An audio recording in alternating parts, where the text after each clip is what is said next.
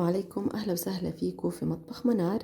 اليوم رح نعمل مع بعض أكلة شتوية دافية، أكلة أجدادنا، طيبة كتير ولذيذة، وهي البصارة أو الملوخية وفول بطريقة فلسطينية تراثية كتير بتجنن، وخصوصا لو قدمناها مع الخبز البلدي، ويا ريت لو يكون محمص على النار.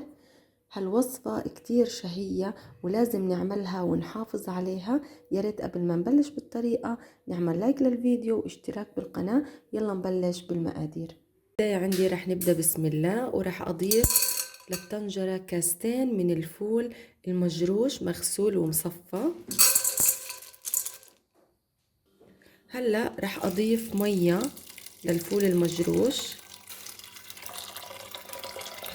هلا بعد ما ضفت المية تكون فوق الفول ب2 سنتي، رح نحطه على النار لعند ما يغلي. بس يغلي رح نخلي النار هادية ونغطيه لعند ما يستوي الفول، لكن من فترة للتانية لازم نحرك الفول، وإذا لاحظنا إنه الفول محتاج مية وما استوى بنضيف مية، ولكن مية سخنة. تمام، وبنرجع بعد ما يستوي الفول.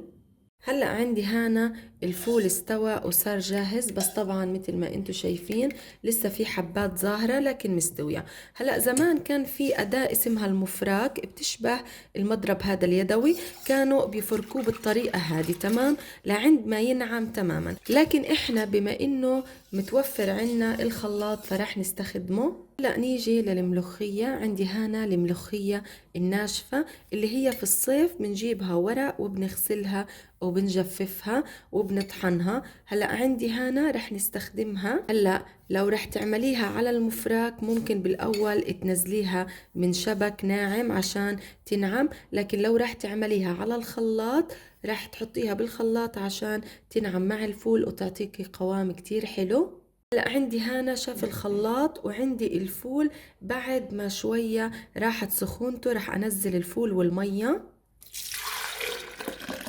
وهلأ عندي هنا لكل كاسة من الفول رح استخدم لها معلقتين كبار من الملوخية الناشفة، يعني رح اضيف 4 معالق كبار.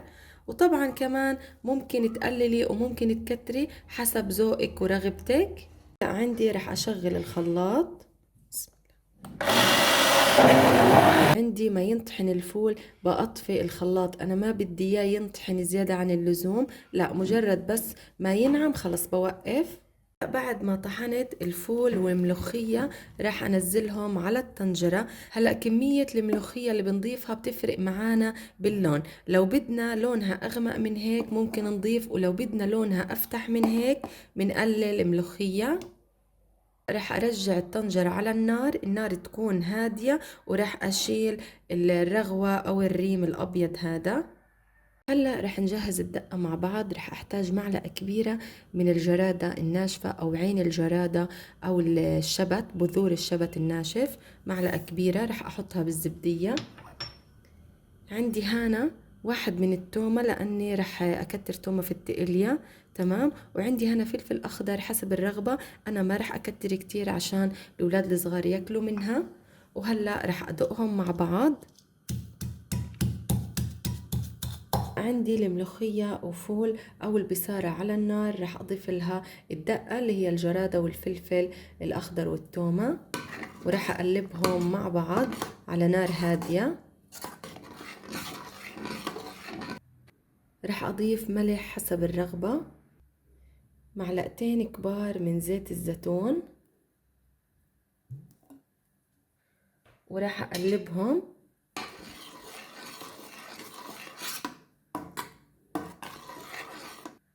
هلأ عندي هنا رح أخلي البصارة على النار.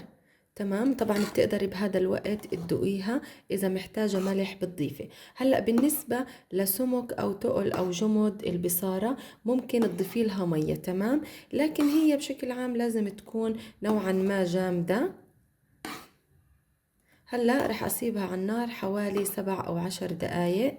رح اجهز للتقلية، رح استخدم تومة ورح ادقها الكمية حسب الرغبة، رح انعمها. عندي هنا رح اجهز التقلية، حطيت مقلاية على النار فيها شوية من الزيت النباتي او ممكن زيت الزيتون، وحطيت فيها التومة ورح أقليهم مع بعض، بس لازم أخليها فاتحة. هلأ رح أضيف تقلاية التومة. طبعا عندي هنا البصارة بتغلي بس من الجوانب، تمام، بس مش مبينة.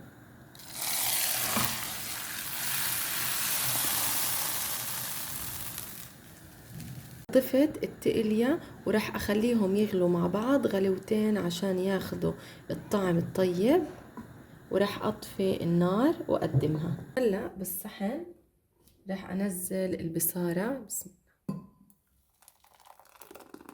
شوف الجمال واللون قديش رائع.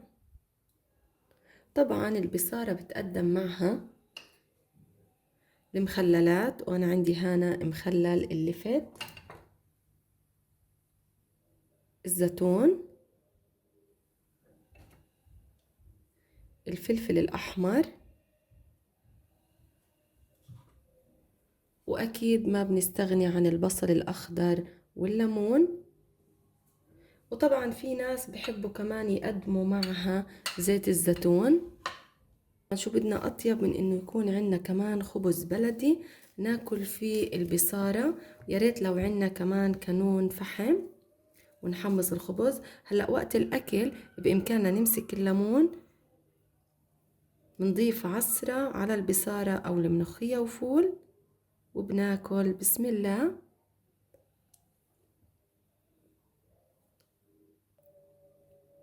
طيبة كتير كتير.